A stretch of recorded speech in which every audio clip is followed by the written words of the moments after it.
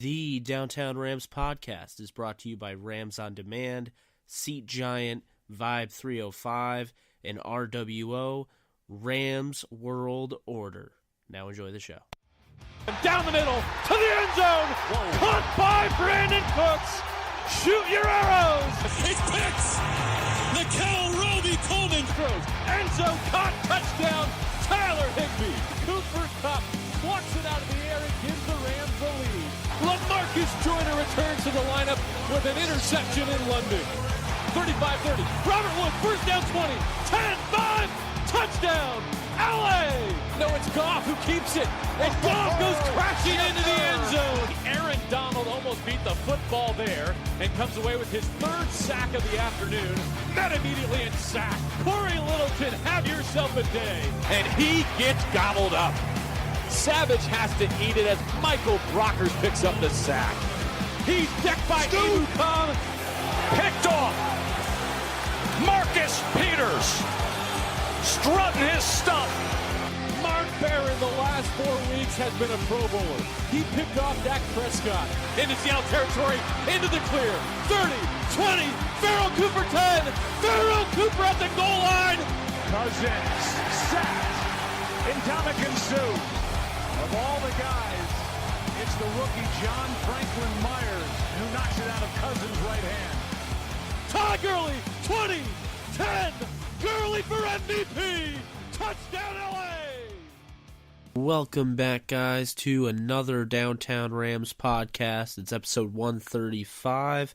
I'm your host, Jake Ellenbogen, and I am here to bring you a Rams victory show following the Rams' 36-31 win over the Seattle Seahawks, all but locking up the NFC West. Mathematically, it's not locked up yet, but it's pretty much guaranteed at this point. We're in the single digits of possibilities that anyone besides the Rams is going to celebrate the win in the NFC West. So this was pretty much it. The Rams have now swept the Seahawks on the year, and unless the Seahawks make a quick turnaround, they're 4-5, and unless they make a quick turnaround and get into the playoffs and maybe win a round or two, it looks like this was probably the last time seeing Seattle for this season. It was an interesting game. It was a game that I don't think many fans really took lightly. I think after the first time, it kind of woke some fans up. This isn't the team that got blown out 42-7. This isn't a team that's going to lay down. Pete Carroll, love him or hate him, he is a good football coach. He has this team ready every week to at least compete, be it until the end. And, like most, it seems anyway, like most games are, it just comes down to a few plays that are made on one side and not made on the other.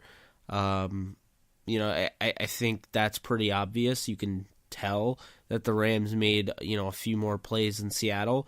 But I wouldn't completely rule out the idea that the Rams really did outplay Seattle in this game. I know they gave up over 270 rushing yards, but aside from that, I thought they did a nice job of holding Russell Wilson to only 176 passing yards. He threw 3 touchdowns, but aside from that, he wasn't really taking over the game. It was more 3 touchdowns, on the aid of the running game. Of course, Russell Wilson was a part of that. 9 rushes for 92 yards. And, listening to Russell Wilson after the game, post-game, what it really came down to was that wasn't really the plan. They weren't really trying to have him scramble all game. It just kind of something that got called halfway through the game. There were about 2 to 3 quarterback-designed runs, and the ones that went for more yardage were the ones that were kind of on the fly. And, man, when you talk about a player like Russell Wilson's caliber, that's exactly what you see. That's exactly what you game plan for. So not really a shock there. He was definitely a pest.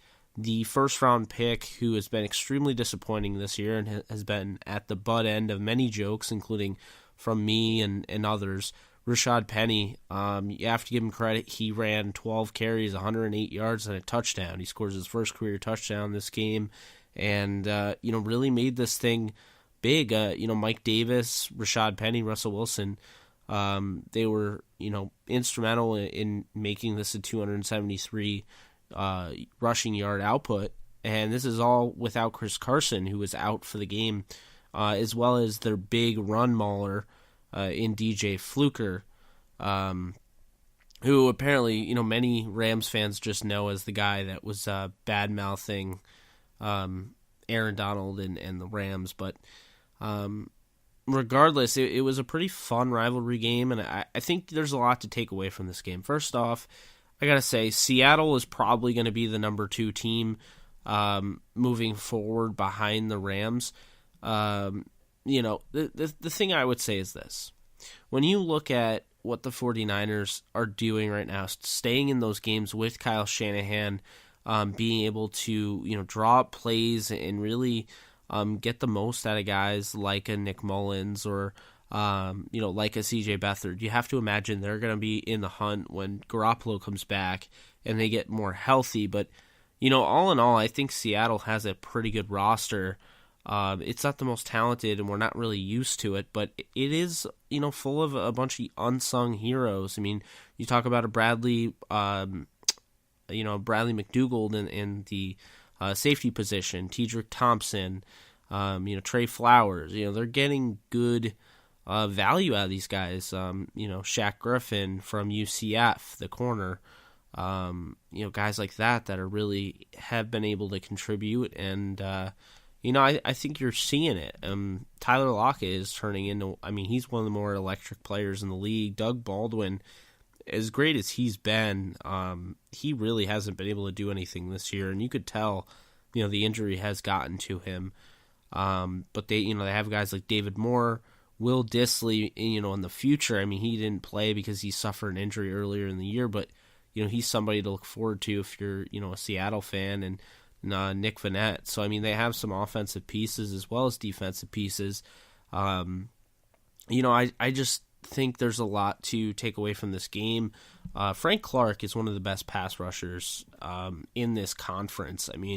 You watch what he was able to do going up against Andrew Whitworth, and you really understand and value the type of talent he really is.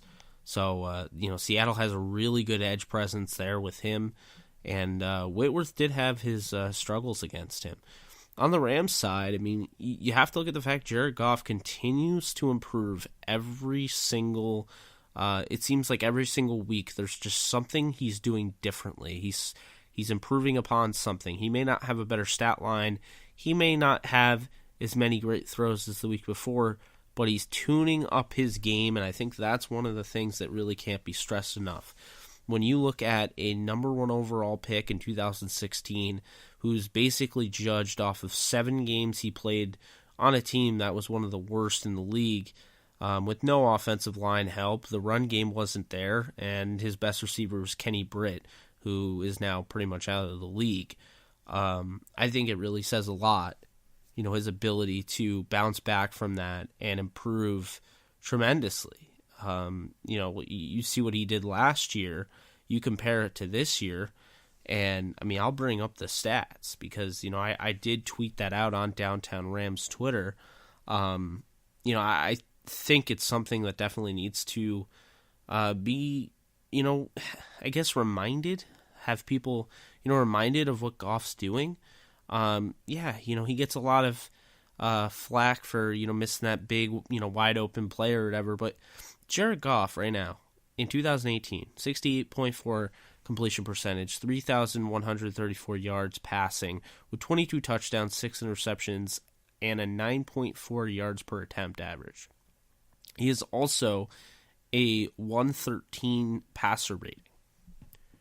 2017, Goff had 61.3 completion percentage, so it's up by almost entirely 3 points. He has about 400 to 500 more yards than he did last year at this point in time. 610. 16 touchdowns, so he has 6 more touchdowns than he did through 10 games last year. 4 interceptions, so he has 2 less interceptions last year, but he's being asked to do a lot more this year, I believe. Looking at the 9.4 yards per attempt, and this one is 8.2 yards per attempt, which, 98.9 passer rating. I do want to stress that, those are some good numbers across the board. Jared Goff played very well last year. He was a dark horse MVP candidate, I felt. And at the same time, the numbers this year are insane. And yet he's considered the third quarterback in the MVP race behind Breeze, who's thrown one pick all season, and Patrick Mahomes, who's just been a touchdown machine. But I do think Jared Goff deserves some serious MVP consideration, although I wouldn't vote him MVP. At this point, I would vote Todd Gurley, and I would say it's not really close outside of Patrick Mahomes.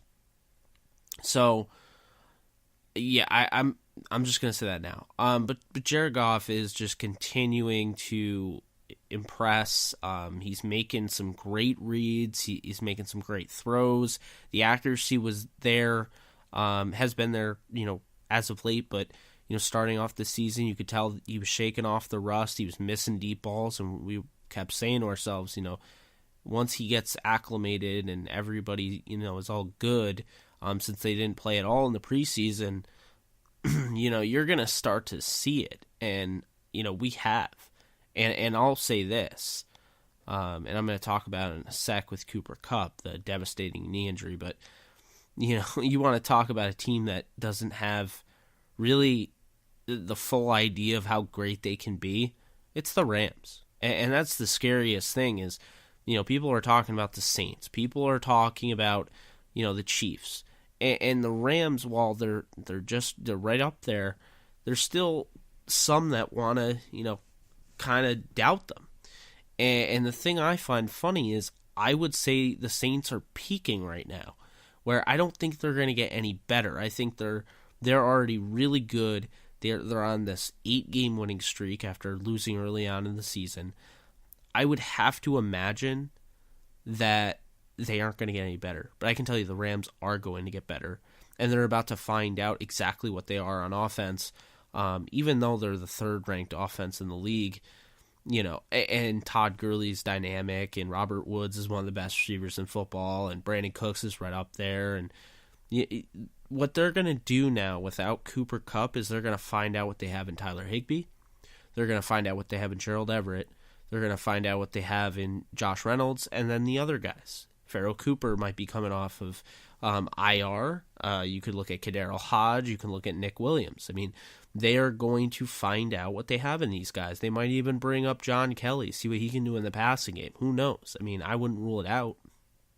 So, with that being said, you didn't even see, Malcolm Brown in this game against the Seahawks, but, or not really a lot. I know he got snaps. I think he had a catch for 10 yards, but this is somebody that I think the Rams are really going to want to lean on because, Todd Gurley is approaching some serious numbers, not just stats-wise, but when you talk about how many carries and touches he's getting, it's something to monitor. You want to make sure he lasts. Accolades are great, but health is even, greater, and if he's able to last, the whole year, and you don't tire him out, he could be absolutely lethal, game-changing, type of player that you need in the playoffs.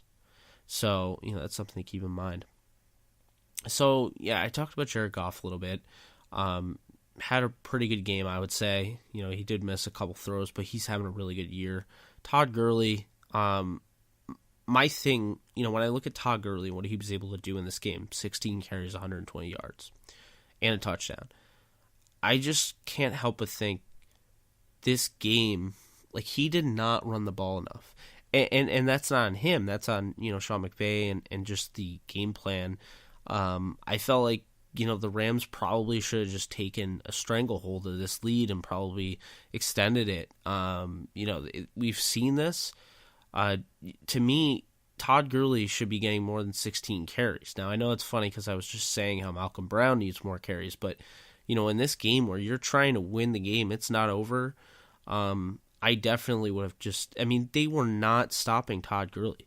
Todd Gurley was averaging a first down almost per, I mean, it was ridiculous. So that's one of the irking things that I see when you have a running back like Todd Gurley who's just running and it's just at will. He's finding a crease and he's squirming his way for a first down on a 1st and 10 run. To me, you don't move away from that until they start stopping it. And I really don't think that they did. So, that's one thing. Robert Woods, 3 carries for 17 yards. I like the Rams' creativity with the jet sweep game. And I know what people are saying, but, my buddy Matt Waldman brought it up on his Twitter feed. He basically was saying how, Robert Woods, they were using guys in different situations. So it's not your standard jet sweep where a guy's coming from the outside and, he's motioning in and then, maybe getting the handoff or it's a fake. You were seeing, Robert Woods line up, on the wing, basically as a tight end almost. And, he came in and got the carry and it was like an inside zone run, but I mean, it worked. So, it's McVay's been getting interesting with those. With the receiver room, I just think, without Cooper Kupp, and that really hurts, but you want to talk about somebody, Mr. Reliable, I would call that Brandon Cooks. Or not Brandon Cooks. Well, he's great too, don't get me wrong, but I would say Robert Woods. The reason I say that is it just seems like no matter what, Robert Woods is open. Back in the day, there was a Hard Knocks for the Bills. And if you guys don't remember, there was a guy named 7-Eleven. Not that he called himself 7-Eleven, but someone nicknamed him 7-Eleven, who I forget. That guy was Chris Hogan. Now, Robert Woods used to play for the Bills, and they never used him. I'm going to start dubbing Bobby Woods 7-Eleven. I mean, he is always open. Goff always has his security blanket. I don't know why he only had 5 targets. But Robert Woods, rated the 5th wide receiver by Pro Football Focus. He is turning into an absolute weapon. He just, after his 89-yard 4-catch performance, he is now over his career high for receiving yards, which was last year, and he's done it in 10 games. Brandon Cooks is on a crazy pace as well, for being injured and, getting that concussion, coming back, not being all, that sharp. He had 10 catches for 100 yards on 12 targets, and, I mean, he really offers a lot for Goff over the top. Brandon Cooks is just turning into such a fantastic find for this team, and, it's obvious. I mean, when you put a player of his caliber on that roster with a Robert Woods and a Todd Gurley and Cooper Kupp, I mean, you have to imagine the offense is going to do something, but he just seems to fit McVay's offense like a glove. And, not any really knock on Sammy Watkins because he is a talented player in his own right, but I just never got the feel like he fit in the way Brandon Cooks fits in. So, the Rams fans are definitely, loving it, and Brandon Cooks is loving it. I'm sure he's glad that he's in LA. So, I think as much as it sucks about Cooper Kupp, I think the Rams are going to be okay. I know I was the one that did say, the Rams have to run their offense with all 3 guys. I think all 3 guys being on the field, really helps them in their chances of winning. But at the same time, you drafted a 4th-round wide receiver in Josh Reynolds out of Texas A&M, 6'3" guy, could be pursed out on the outside. And then, you could have the interchangeability of, Brandon Cooks and Robert Woods in the slot or the outside. And, let's not forget you can flex out Gerald Everett or Tyler Higbee outside. I think Gerald Everett's going to win more often one-on-one than Tyler Higbee. I think Higbee's more of an inline tight end at this point in his career. And I think Gerald is still learning how to play inline. So you could definitely flex Gerald out. Pharoh Cooper, I think, is the real interesting one here because, when you look at a player that is a Pro Bowl return guy and who's was trying to get involved in the offense in the preseason, and he actually caught a touchdown and looked solid. I think the Rams are seriously going to use him in the passing game. I mean, I don't see why not. I mean, I don't think they're going to cut JoJo Natson, but I guess we'll see. I wouldn't, though. I would keep I'd keep JoJo as a punt returner because I think he's a better punt returner, and I'd keep Pharoh Cooper as the kick returner. And I would use Blake Countess more on defense because, once you get rid of Blake Countess as the returner, his value is going to go down a little bit. But I would definitely say he's played in limited amount of opportunities, played some pretty good defense. I'd like him out there more in sub packages. Going off a little bit there, though. I think the Rams are going to be fine at wide receiver. I keep saying that. It really sucks for Cooper Kupp, but I do believe that this Rams team is going to be ready. They know that nothing is going to be given. They already lost Mo Fox earlier in the year. They lost Kevin Peterson, who they'd love to have both right now. They lose Aqib Talib, and almost looked like they were going to lose Marcus Peters for a little bit as well. So, the Rams have gone through the injuries this season as opposed to last year where they stayed relatively clean. So we'll see how they adapt to that. I mean, it'll definitely be a loss. I mean, Cooper Kupp is one of those, security blanket guys. I don't think people quite realize he's second in the league as far as a duo and completion percentage. Number one is Mike Thomas coming from Drew Brees, but number two is Goff and Kupp. And then the third one is Case Keenum and Emmanuel Sanders. So Goff and Kupp are having over a 75% completion percentage when Goff, when he targets Kupp. So I think that's a big thing that can't really, go unnoticed. However, the Rams still have that talent. They're still a Super Bowl contender, and they're going to have guys that can step up. And, I've been really impressed with a Kadarius Hodge or, a Josh Reynolds who have shown that ability, the next man up, and, just get right in there and not really skip a beat, just do your thing. And that's why I think they'll be fine. And I think I make the argument they probably end up using Gerald Everett more often than Josh Reynolds, but I guess we'll see. Moving on with more to the defense, I know there was a lot of displeasure from fans with the newly acquired Dante Fowler Jr., but I'll tell you, I don't want to be cliche. Obviously, he redeemed himself. Everyone's saying that with the strip sack. But I thought Fowler was held the entire game, and I do want to bring up that point. I don't know what he said to the ref, but to me, I don't know, depending on how the severity was, I don't know how it was, but it seems hard to me in that type of situation, that late in the game, to make a call like that wasn't even football related. It just, I think Dante Fowler was saying something because, it was all game. Fowler was being held on the outside. And it's one of those tough things where it's like, you can just bite your tongue or you can try saying something and see if it helps. The thing I find funny is we see it all the time at baseball and everyone's just used to it. Like a guy strikes out, he talks to the umpire, that's just second nature. But anytime a guy ever, talks to the ref in football, about anything, it's like, crazy. I don't really want to get too much in the officials because I thought John Hussey's crew was god awful.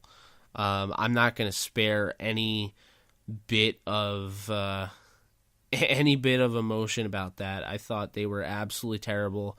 I thought they kept this game closer than it should have been. You talk about getting a stop on third down, and then, of course, there's a late flag that comes in, and you watch the play, and it's just not foul. It's not. It's just, there were so many instances of that. and the consistency. Because I'm one of those people, like, if you're going to call this on this side, call it on that side as well. I just don't think that they did a good job at all. And, I got to say, I think the NFL needs to hold them accountable because they really... See, I'll say this right now. The play with, it was, I believe Fowler had he had the pressure, and Wilson threw it, or shot putted it.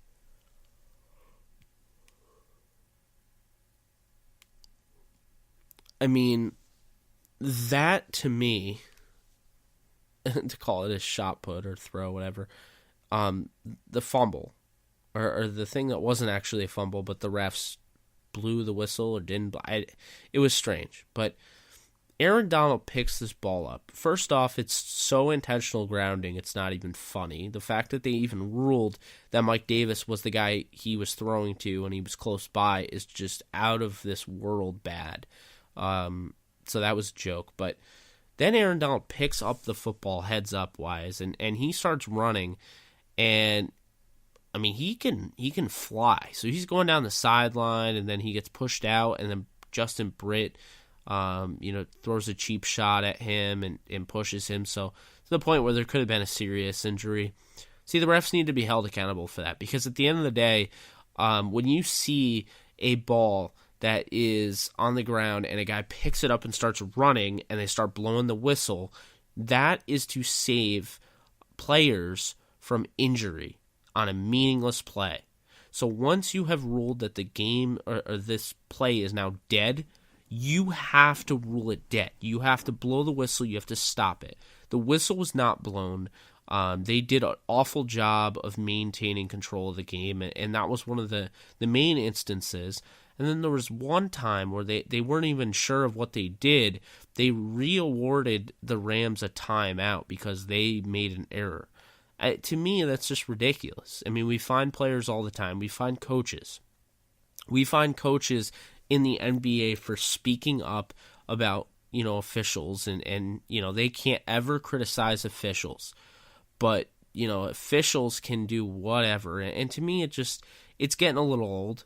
I'm not somebody that wants to be known as somebody that really just can't stand the referees. I'm always complaining about flags, but what it comes down to is this. I'd rather see no flags thrown.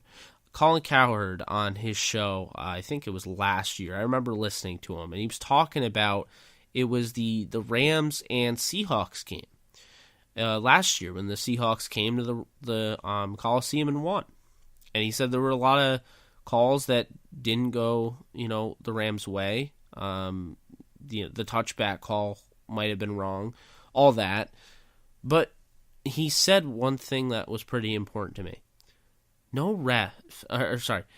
fan is going to be they're going to be driving home from a game and be like, wow, you know what that game needed? More flags. It's just not going to happen.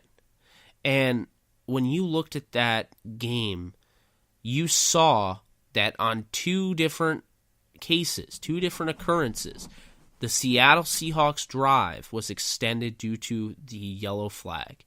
And the Rams got stops, and then they ended up, turning into points.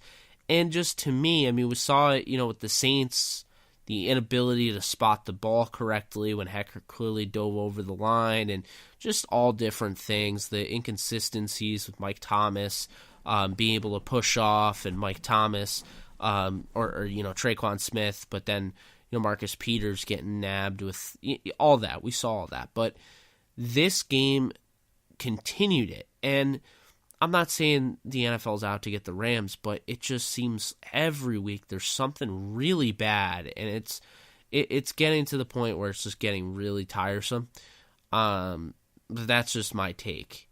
I think looking at the defense overall, there's a lot of work to be done, but at the same time, there's a lot of turnover. So, you had Corey Littleton wasn't even starting last year. He started one game in relief for Mark Barron. But you had Alec Ogletree, you had, Trumaine Johnson, you had, different different starters. The edge guys were different. You had Robert Quinn. You had Connor Barwin. I mean, the personnel is a little different. And I do think, when you have a defense like Wade Phillips has, I do think that takes into account. I think that is part of the problem.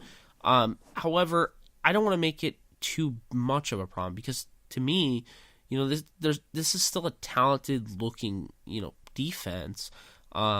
It's just they're not, putting it all together. And I'll tell you right now, I mean, the Rams are ahead of as far as points allowed, they're ahead of the Patriots, they're ahead of the Steelers. And to me, they don't have the worst defense. They give up a lot of yards, but at the end of the day, I mean, for giving up 273 rushing yards, and they only gave up 31 points. Last week was a little different, but I do think that the Rams have a lot of talent there. Sometimes I just wonder what exactly is holding them back, and I think this team also, to say the least, needs a bye, because a lot of these teams now, I mean, the Seahawks have had one. You see all these teams that are rejuvenated after the bye. You start to see that, they go over their roster in depth more, and they're like, okay, this guy can help us. This guy's hitting the bench. With the Rams, it's more so they've it's been a sprint, and they're not the only ones, and no one's going to feel bad for them because, I mean, teams are all going to alternate buys, and some do get Week 12. But the Week 12 bye is the absolute worst. And the Rams have that with the Chiefs, who they play on Monday night. So to make matters even worse, or to make matters even better at least, is that the Rams aren't going to be playing a team that's fresh. They're in the same boat as the Kansas City Chiefs. Both are looking for a bye. Both need to win, and so forth. So with that being said, I think the Rams defense is going to look a lot better after that bye. I really do. I think they need some time. I think they need some time to adjust. I think they need to lead back. I think, there's a lot of things that they can do with that time off. They can evaluate the tape and see if maybe, an Obadiah Okoronkwo makes more sense than, maybe Matt Longacre. They can see if, maybe Micah Kiser playing over Mark Barron is feasible, or, Ramik Wilson playing over Mark Barron, because I do think Barron has struggled big time.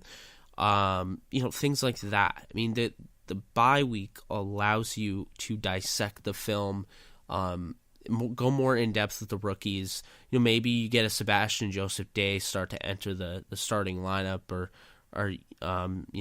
at least the rotation. I don't think it's a stretch, and I think that's one of the main things that is really cool about having a bye. You get to look at everything a lot closer, and of course, you get time off. So, it works out well.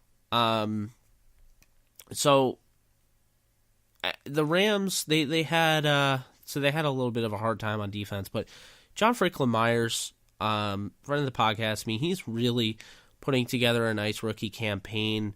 I saw somewhere he's top 5 with rookies, rookie edge guys with pressures. He's having a good season. Aaron Donald obviously with the 2.5 sacks, and then Dante Fowler with the big strip sack. Dante Fowler's the best edge guy on the team now, so that was a nice move, and you're just hoping that collectively the unit ends up getting better. Littleton didn't have his best game, but I thought he was still solid. You want to see more. Marcus Peters definitely played better in this game, although he had the softest reception allowed I've ever seen. And it wasn't the best day in the world for Marquis Christian, as well as, I would say, LaMarcus Joyner as well. So, you want to see more consistency. Again, I think Talib coming back is really going to help. I can't stress that enough. So we kind of talked about the Rams Seahawks. I think we talked in depth there. Cooper Kupp's ACL tear. I mean, we already talked about who's stepping up. The prediction I have is that Gerald Everett ends up being a bigger contributor than anybody else. Josh Reynolds, any of those guys. I do think this is the time to let your second round pick free and use him all over the field and really just learn how to, coexist, learn how to win without Cooper Kupp, and that way you are going to be experienced, you're going to have all these weapons at your disposal, and you're going to be less prone to an upset from a lesser team, because sometimes that happens. You get giddy, in the postseason, at home. We saw it last year. I don't think that's going to happen this year. I think this is a different Rams team, and you're seeing that. With that being said, can the Rams win the Super Bowl without Goff's biggest security blanket, Cooper Kupp? I know there's a lot of talk. The Rams really need Cooper Kupp, and the fact that he's not guaranteed, he's now guaranteed to not play the rest of the game or rest of the year. It does put things into kind of a tailspin. Now, the thing I will say here is the Eagles. When you look at a team that had to survive, that had to claw their way to a Super Bowl, it was the Eagles. They took a backup quarterback in Nick Foles, who had familiarity with them. And while Carson Wentz was padding his MVP, basically his MVP, resume, Nick Foles was sitting there watching. And then all of a sudden, Carson Wentz tears his ACL at the Coliseum, and the Eagles still win. And Nick Foles, Nick Foles comes in, and basically he ends up winning the Super Bowl for the Eagles. But a lot of that, it's bigger than Nick Foles. It's bigger than losing Carson Wentz. They lost Jason Peters, their left tackle. They lost Ronald Darby, who came back later on in the year, as well as the red-shirted. It looked like he was going to redshirt their second-round pick, Sidney Jones. They had injuries, and they were able to overcome them. And that's what the good teams do. And to see what the Eagles were able to do in that sense, they did have those the later on in the season reinforcements that I believe the Rams are getting back. That's two Pro Bowlers right there, Aqib Talib and Pharoh Cooper. And now you talk about having Okoronkwo, and you haven't really used Kaiser on defense yet, or John Kelly on offense. You can start to kind of let these guys get going after the bye. So I think the Rams are, they're definitely ready to make a run. And I think, if the Eagles could do it last year, I just think, to me, if the Eagles can do it last year, I think the Rams are a much more talented team, and they can definitely do it this year. It's going to take a lot because, despite being a talented team, as you've seen today, the Eagles just lost Ronald Darby. The Rams just lost Cooper Kupp. How are you going to respond? Teams that are great for more than just their starters. You have to have great depth. And that's something I see with the Rams, is that they have a lot of these guys that may not be household names, but are going to play well when their number's called. And one of the main ones I would say is Malcolm Brown.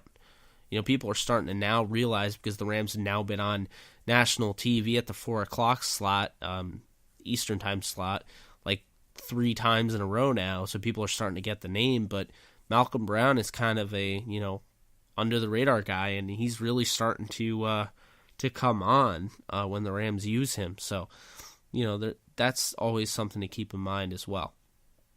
And, I do want to, because, we talked about the Rams and Seahawks, and there wasn't really any moves besides the fact that we know Cooper Kupp tore his ACL and he's going to be placed on IR. I think there's a good chance that Pharoh Cooper is taken off IR and he takes the spot. I think there's also a chance that maybe, the Rams give Ricky Proehl's kid, Austin Proehl, a shot on the active roster, maybe cut Nick Williams, or they keep Nick Williams and they cut Joe Janatza. We'll see. They have a lot of different avenues they can go. They can't go with Brandon Marshall, who was just signed by the Saints after Dez Bryant tore his Achilles. There are some receivers out there, but it's kind of slim pickings at this point. So I think the Rams are better off with what they have. Maybe you talk about bringing in a Chad Hansen, who they've already tried out, but aside from that, I like where they are at right now. field conditions in Mexico City. Now, this isn't a Rams-Chiefs, I'm not going to break the game down yet. We'll do that later on in the week. But the field conditions in Mexico City pissed me off. I'm going to be completely honest. I think the NFL, I know they'll make their decision and, whatever, but I don't see. I put this on Twitter and I got a lot of pushback. I got a lot of people agreeing with me, and I got some pushback with the idea that I was being unfair to Mexico City, saying, that it shouldn't be there. The thing that people don't understand with me in this case is that I don't care that it's in Mexico. I don't care that the Rams are losing a home game. I really don't care. What I do care about is player safety, and that goes past the Rams. When you talk about two MVP caliber players, MVP candidates, in Patrick Mahomes and Todd Gurley, and two of them, say both of them, go down with injuries because the field conditions, at the Mexico City field, they're bad, and so they go down for the rest of the year. I mean, I would lose my mind. I would be so angry, and those teams would. And to me, you have these conditions. I saw the picture of the field. It looks like someone took shot a meteor at the field. I mean, there are holes in the field. It's ridiculous. It looks awful. They have time, yes, but, they don't have a lot of time. That's next Monday. That's a week from now. That thing better be spotless. So the field conditions, I think, are a serious issue. It sounds like the NFL is not going to move it to the Coliseum, even though it is the Rams' home game. But I think they really should consider it, because it's not about the home game. I don't care. It's not me being biased. It's me worrying about the players. I mean, the NFL is all about, money and expanding their brand, and I get that. But you're talking about, this is the biggest game of the year. The way people are making it sound. Like the Saints-Rams wasn't any better. But this is, if this is the biggest game of the year, you're going to have it played on a crappy soccer field? I'm not trying to trash Mexico City. It has nothing to do with that. It's the field. I mean, I don't want to see guys slipping consistently and torn ACL. I don't want to see that. So I do have a serious issue if that's the case, and I'm sure I'm not going to be the only one. That's what I'm going to say about that. I do think that they should relocate it if they can't get it, field conditions up to par, because it just looks awful. That's going to be brutal to play on, but I guess that'll probably end up being the case, and I guess we'll just have to hope that there are no crazy injuries. So that's really all I have for you guys. Yeah, it's been a little bit. I've been working on some stuff. I'm definitely getting more into the draft and putting together my big board, although it's going to be very unfinished. I am planning on going to the Senior Bowl in January, so I am doing some stuff about that, and then I'm watching film, obviously, on the Rams and around the NFL to get my ideas on, what I'm seeing and what's going on in the league. So it's, I've been kind of in a funk, so I did want to make sure I put this podcast out. It is Monday night. It'll be out probably still Monday night on the West Coast. It's going to be a Tuesday on the East Coast.